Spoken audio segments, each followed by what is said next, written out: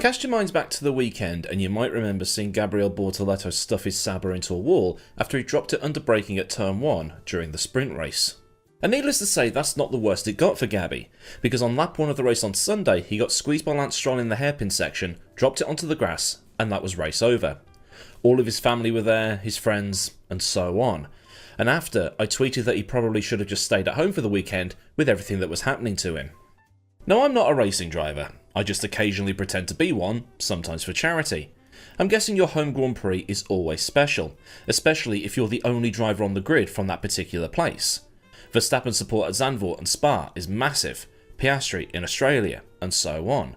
And if you can win your home Grand Prix, even better. Like when Leclerc won at Monaco last year. Everybody liked that. And if you didn't, what the hell is wrong with you? When it comes to winning home Grand Prix, nobody has the record that Lewis Hamilton does. 9 wins and 14 podiums. That's an insane return, with the 2024 and 2008 wins counting among the more special. In my mind.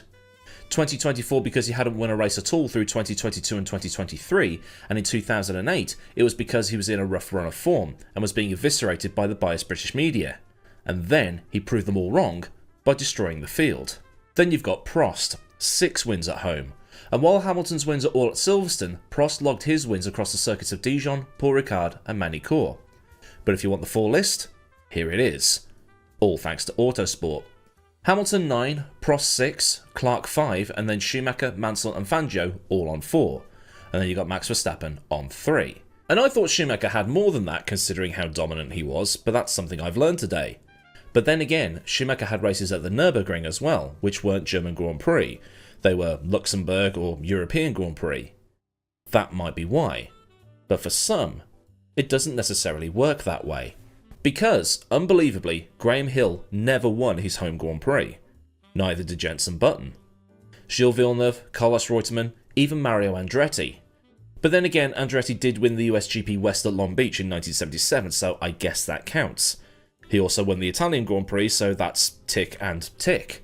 But I do try to interest you with these pieces of statistics and pub trivia, guaranteed to amaze your friends. I guarantee. It took Senna a staggering 7 attempts to win at home, even with him having some of the fastest cars in Formula 1 history, because something always seemed to get in the way. And one driver it did constantly get in the way for was Rubens Barrichello. And a full video on Rubens' career is definitely something to look at in the future. I've got a biography of him somewhere called The Spirit of Senna and the Shadow of Schumacher, which does sum up his career in, how many is it? 1, 2, 3, 9 words. But then again, you'd know exactly what you were signing up for when you joined Ferrari. But it wasn't just Ferrari at this point, it was Michael Schumacher's Ferrari. Barrichello was a Formula 1 driver with 0 haters. Others in that club include Nico Hülkenberg, Giancarlo Fisichella, Kimi Räikkönen, Carlos Sainz and, well, insert your choice here. These are samples, not full lists. Nobody was forgotten. But when you look back at his career, sure, he was in a Ferrari as the number 2 when Schumacher was the clear number 1. But then he got to Brawn, where he had a fast car and a chance of taking the title. But then Jenson Button dominated the opening half of the season instead. And he did take some wins, the first of those being at the 2000 German Grand Prix, which was highly emotional. And it was a race that nobody was disappointed with who won. But the one that eluded him so often in his career was at the Brazilian Grand Prix. Put simply, it's luck that makes Charles Leclerc and Jean Alesi look like Euro Millions winners. Multiple times. Nigel Roebuck for Motorsport magazine wrote back in 2012 that some might have considered Barrichello a bit too soft. He was pretty emotional. I mean, the South Americans in Formula 1 can be very emotional, and their fans even more so. But he could wheel when he needed to, and he wasn't the sort of bloke to get involved in petty accidents. Roebuck also points towards the 2003 British Grand Prix, the priest on the track race, where Barrichello twice took on and passed Kimi Räikkönen for the lead, making a pass around the outside of the Abbey chicane. The second time, he managed to make Kimi run wide at Bridge, this being the old layout by the way. So like I said, the man could wheel, but it seemed there was some sort of ancient curse put upon him whenever he returned for the Brazilian Grand Prix, a race that wasn't just in his home country, it was in his home city. His first appearance at Interlagos in a Formula 1 car was the 1993 edition of the race, back at a time where Interlagos was at the start rather than towards the end of a Formula 1 season. And if you're too young to remember that, then, well, we're old, lads. But anyway, Achieving that much in the Jordan 193 was a tall order, but Rubens did manage to get a somewhat decent qualifying time on the board. It was good enough for 14th, and was 3.7 seconds off Prost's pole time in the active Williams. Ivan Capelli, in the other Jordan, had failed to qualify. And during the race though, the typical reliability, or lack thereof, of the Jordan that year exposed itself. The gearbox failed on lap 13. Now for those that aren't particularly familiar with the number 13, in Western society it's deemed an unlucky number. That's why it's hilarious when Pastor Maldonado picked it for 2014. So for Barrichello to break down on lap 13 of the Brazilian Grand Prix, it's all on brand really. But at least he followed it up with a 4th place when they returned the following year, the Jordan 194 being a much better car than what Barrichello had in 1993. But between 1995 and 2003, Sao Paulo's own would not finish a single race at Interlagos. In 1995 it was the same problem encountered as in 1993. But it does have to be said that it wasn't something that was only Barrichello's problem, because Eddie Irvine in the other Jordan that year also lost his gearbox, specifically the actuator that does the semi-automatic flappy paddle goodness. Irvine had pitted on lap 15 and retired the car, with Barrichello trundling into retirement with a similar issue just 3 laps later. And qualifying hadn't been good to Rubens for that race, because he'd been utterly rinsed by his teammate, Irvine starting 8th and Barrichello down in 16th, over a second slower. In 1996 though, the crowd went absolutely ballistic when Barrichello, still in a Jordan, albeit a gold one then a cyan and white one, managed to stick his car in 2nd place for that year's Brazilian Grand Prix. He was faster than Villeneuve, Schumacher, Alesi and Hakkinen, with teammate Martin Brundle in 6th. And actually, looking at things, for the time this was a close qualifying session. While Damon Hill in the Williams was on pole by almost a full second, which even back then was a blistering time and the only car into the 118s, Barrichello in 2nd down to Hakkinen in 7th was just half a second. Doesn't sound like much today, but back then, that was close. But the race was very wet, conditions that just would not be raced in today. And if that tropical storm had hit the morning of the Sao Paulo Grand Prix this weekend, then chances are it would have got the Spa 2021 treatment, just with no laps turned. Barrichello started from 2nd but bogged down, getting passed by Villeneuve's Williams in the Senna S and then Alesi's Benetton in Curva do Sol. But Barrichello, in an inferior car to the Benetton, wasn't giving up, with him and Alesi having the biggest battle in the early stages of the race. Barrichello trying on 3 occasions into turn 1, but Alesi came out on top as the Jordan overcooked it each time. But while problems in previous races had been down to reliability, this time round, it was strategy. It had now stopped raining and the track was drying out, but Barrichello had been given a light fuel load for this race. At least it was a lighter fuel load than what Alesi had. Barrichello made his only fuel stop on lap 35 and took slicks, but it was too early. Alesi meanwhile carried on until lap 42, giving him more wiggle room with regards to the drying track. Rubens then had to pit for wets again and then went back to slicks later on, which put him behind Schumacher. In pushing too hard to overtake the Michael, Rubens spun off at turn 4.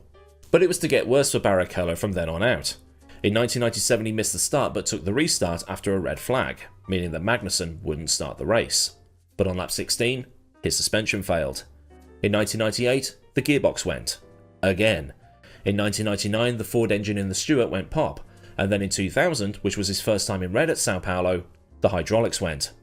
But then in 2001, he eliminated himself by crashing into the back of Ralf Schumacher's Williams. 2002, hydraulics went again, but in 2003, that's where it really hit hard.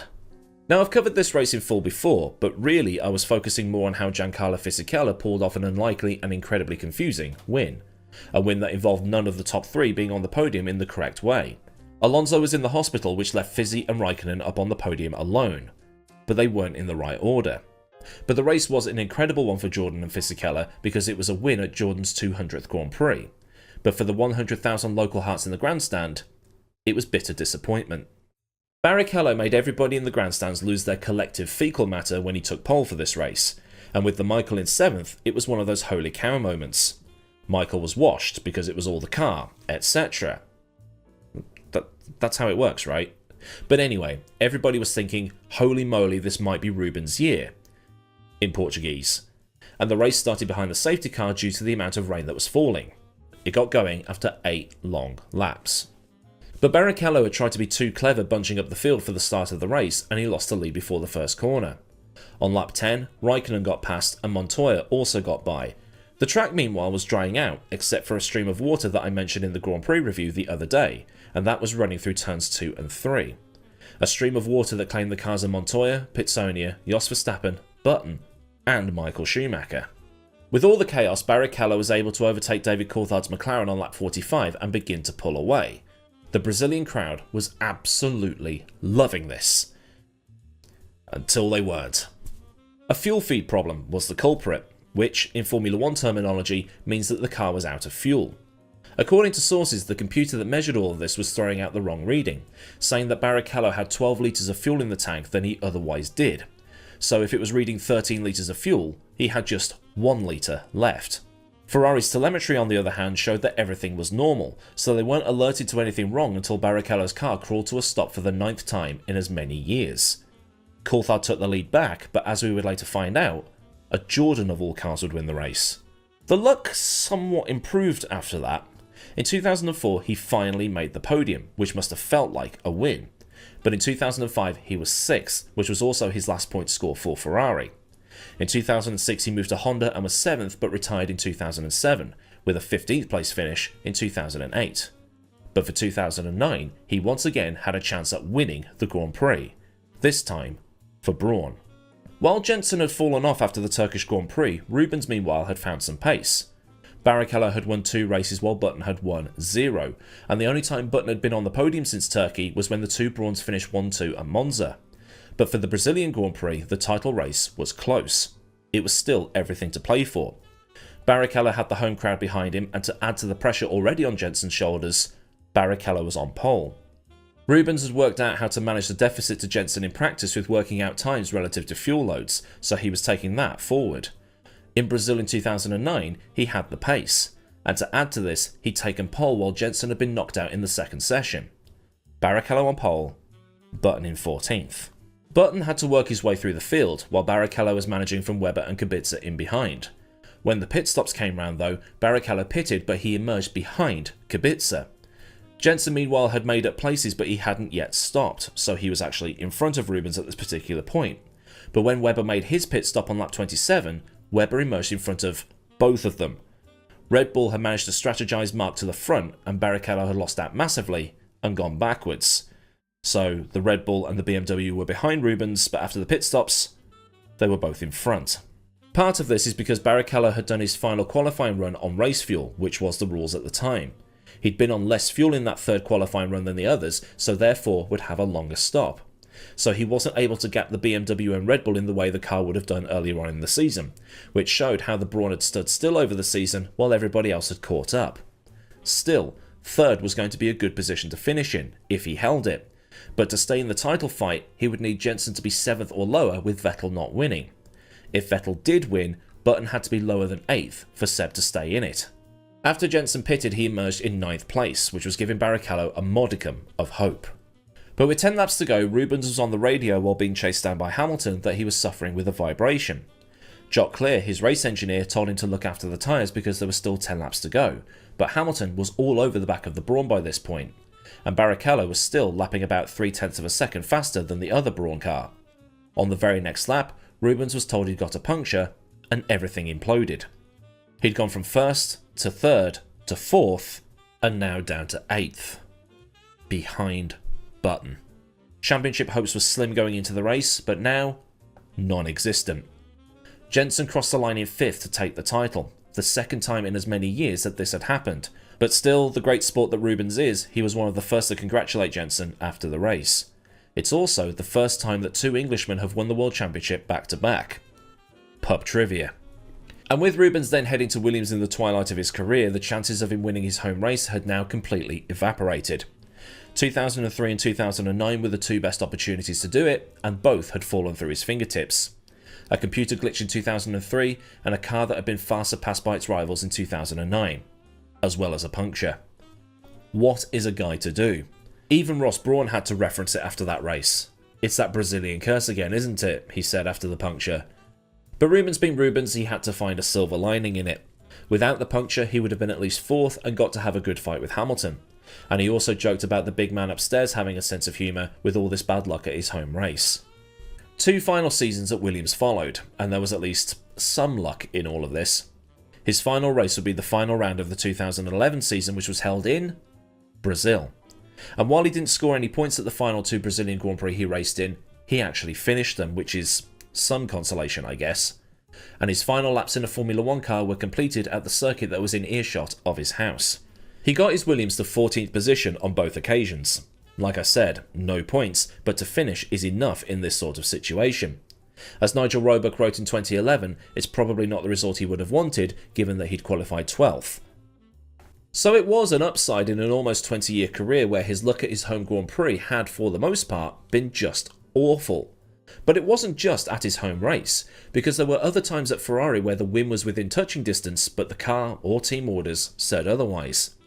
The problem now was, Williams needed money, and while Rubens had been a fantastic employee at every team he'd driven for, so Jordan, Ferrari, Stewart, Honda, Brawn and Williams, there was little chance of him staying beyond 2011. Maldonado had the cash, and Rubens was going to be 40 years old in 2012. Younger, better-backed drivers were coming through, and that was going to be what got the drive. Needs must and all that. Roebuck also said that while Rubens wanted to win races, maybe win a championship and just in general have a great career where he did incredibly well, he was mostly in it for the love of the game, and he'd only ever seen Clay Regazzoni do that in the past, which is probably why people said that Rubens Barrichello was a bit too nice to be world champion. In those 9 successive seasons where he didn't finish the Brazilian Grand Prix, let alone win or get a podium, the car failed him on 7 of those occasions. Driver error costing him in 1996 and in 2001. In 1996 he spun out chasing down Schumacher after being caught out by the weather, and in 2001 he punted baby Schumacher off the road. But when you look at his whole career, Barrichello in 19 Brazilian Grand Prix appearances scored a total of 11 non-finishes, and his best result was 3rd in 2004. In the 8 times he did finish the race, so this being 1994, 2004, 2005, 2006, 2008, 2009, 2010 and 2011, he'd finished in the points 5 times. 94, 2004, 2005, 2006 and 2009. But either way, Rubens Barrichello's torrid luck at the Brazilian Grand Prix is a source of amusement, in a morbid sort of way. It's one of those stories where it all went wrong, but you can see the funny side of things. Like mentioned at the top of the video, Jenson Button and Graham Hill never won their home races either, and they're world champions. Graham Hill has the Triple Crown, but not a race win at Silverstone or Brands Hatch. He's one of the greatest of all time, yet, well, not that. Again, it's one of these little stories that raise a smile that could be the most interesting. At least Charles Leclerc can say he's got a home race win, and that guy's got the worst luck in Formula 1 history, along with Jean Alesi and also Chris Amon, who, funnily enough, were Ferrari drivers. And if the 2026 car is rubbish, do you think that Charles Leclerc could actually leave Ferrari and go somewhere else? But that's something to talk about at a later date. So then, a look at the torrid luck of Rubens Barrichello at the Brazilian Grand Prix. Luck that makes Jean Alesi's and Charles Leclerc's look, well, like good luck. Try saying that 3 times fast. If this has been interesting for you and you learned something here today, then do like the video so I know a good job was done. And for more like this from the channel, get subscribed and also get the bell on so you never miss out on anything else that I do around here. Massive thanks as ever go out to the mad lads over at Patreon for the continued support, and if you want to help with image purchasing or keeping the lights on around here, there's a link to Patreon down in the description, along with links to Discord, socials, affiliates and anything else you might want or need to know. Or there's super thanks for one and done donations, and memberships for those that want a Patreon but without going to Patreon.